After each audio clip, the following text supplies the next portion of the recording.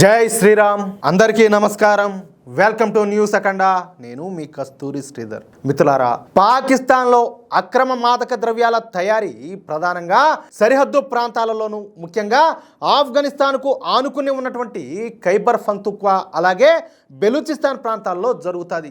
ఈ ఆఫ్ఘనిస్తాన్ నుంచి వచ్చేటటువంటి నల్లమందు అంటే ఓపియంతో ఈ మత్తు మందులను తయారు చేస్తారు.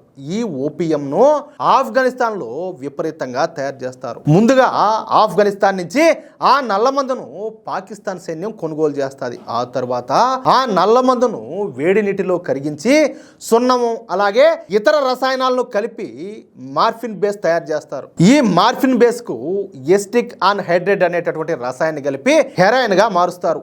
ఈ ప్రక్రియ అంతా కూడా పాకిస్తాన్ ఆర్మీ రసాయన ప్రయోగశాలలో జరుపుతుంది. చూడండి ఎంత దారుణమనా.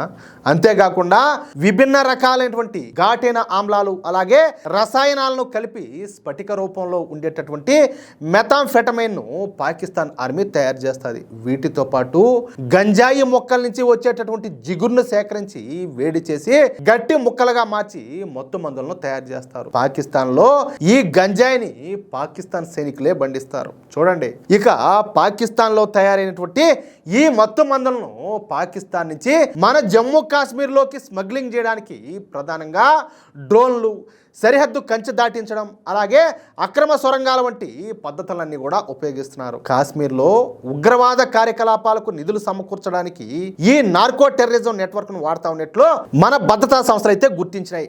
గత కొంతకాలం నుంచి పాకిస్తాన్ వైపు నుంచి ఈ డ్రోన్ల ద్వారా హెరాయిన్ అలాగే ఆయుధాలను జమ్మూలోని బిష్నా, సాంబా వంటి ప్రాంతాల్లో జారవిడుస్తున్నారంట. ఈ మత్తు మందుల ప్యాకెట్లను ఈ సరిహద్దు దగ్గర కంచె పై నుంచి ఆవతల వైపు విసిరివేయడం లేదా 10 నుంచి 12 మీటర్ల పొడవైనటువంటి ప్లాస్టిక్ పైపుల ద్వారా వాటిని లోపలికి పంపడం వంటి అంతా కూడా చేస్తూ ఉన్నారు. మన సరిహద్దు భద్రతా దళాల కళ్ళు గప్పి భూమి లోపల ఈ రహస్య సొరంగాలు తవ్వి డ్రగ్స్ రవాణా చేస్తూ ఉంటారు. కంచె లేని ప్రాంతాల్లోని నదులు అలాగే వాగుల ద్వారా ఈ పాకిస్తాన్ స్మగ్లర్లు మన భారత్ లోపలికి ప్రవేశిస్తూ ఉంటారు. ఇందుకోసం ఈ పాకిస్తాన్ స్మగ్లర్లు సరిహద్దు సమీపంలో నివసించేటటువంటి స్థానికులను, మహిళలను అలాగే కొన్నిసార్లు మైనర్లను కూడా కొరియర్లుగా ఉపయోగించుకుంటా ఉంటారు. ఏమి బతుకులు, ఇలా బతుకులు చెడా.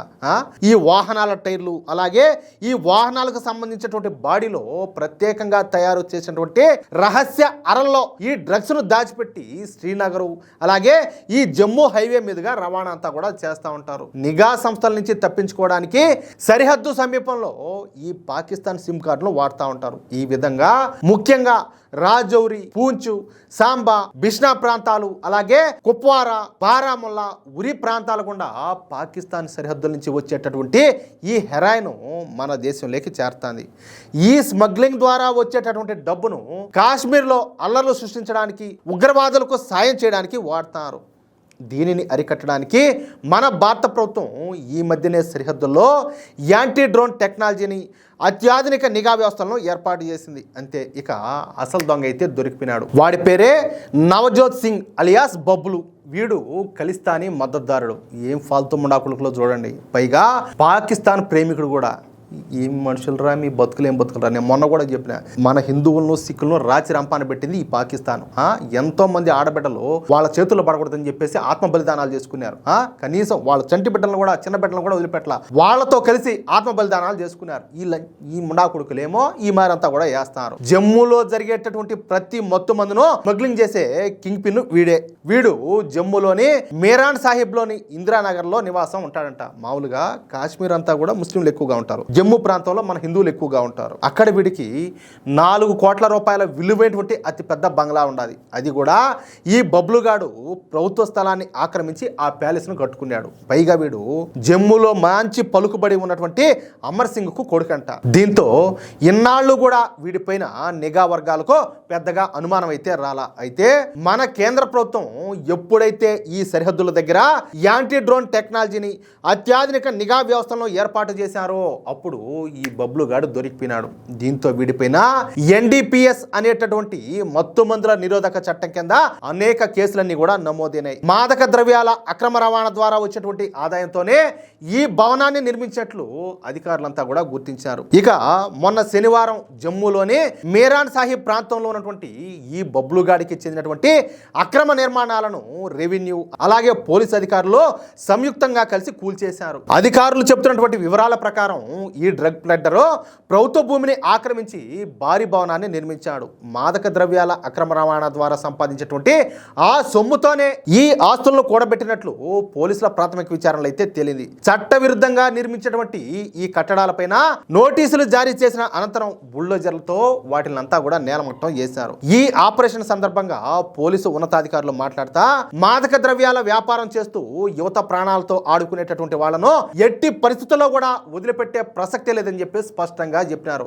కేవలం అరెస్టులు చేయడమే కాకుండా అక్రమ సంపాదనతో నిర్మించినటువంటి వాళ్ళ ఆస్తులను జప్తు చేయడం లేదా కూల్చివేయడం ద్వారా వాళ్ళకు గట్టి సందేశం పంపుతున్నామని చెప్పేసి తెలియజేశారు. ఈ చర్యను జమ్మూ కాశ్మీర్ ప్రభుత్వం చేపట్టినటువంటి నషాముక్తి జమ్మూ కాశ్మీర్ ఆపరేషన్ లో భాగంగా నిర్వహించారు. ఇక ఈ చర్యల పట్ల స్థానికులు సైతం హర్షం అయితే వ్యక్తం చేస్తున్నారు. సరిహద్దు ప్రాంతాల నుంచి డ్రగ్స్ సరఫరాను అరికట్టడానికి ఇలాంటి కఠినమైనటువంటి చర్యలు అవసరమని జమ్మూలో ఉన్నటువంటి హిందువులంతా కూడా అభిప్రాయాన్ని వ్యక్తం చేస్తున్నారు. అది విషయం అయితే ఏమంటారా మిత్రులారా?